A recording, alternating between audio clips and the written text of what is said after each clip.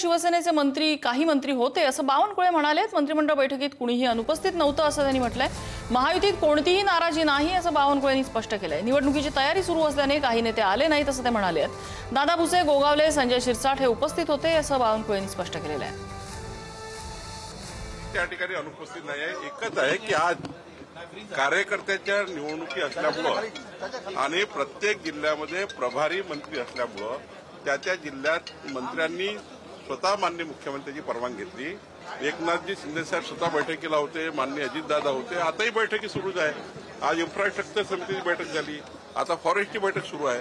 त्यामुळे कुठेही त्या ठिकाणी जो एक मीडियामध्ये किंवा काहीतरी परसेप्शन निर्माण करण्यात आला की आजच्या बैठकीत मंत्री नाही आहे, हे चुकीचं आहे। कुठलाही नेता महायुतीतल्या एकामेकाच्या पक्षात जाणार नाही, पण मधल्या काळात काही अपरिहार्य घटना घडल्या आणि त्यातनं काही भाजपमधून शिवसेनेत गेले, एकनाथजीकडे गेले, एकनाथजीकडे काही अजितदादाकडे गेले, अजितदादाचे काही आमच्याकडे आले।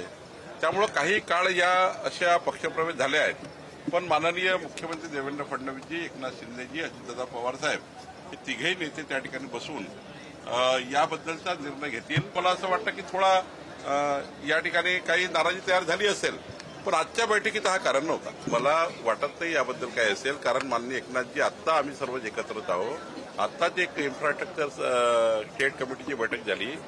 मला वाटतं की तुमचा जो काही परसेप्शन निर्माण झाला तो चुकीचा आहे।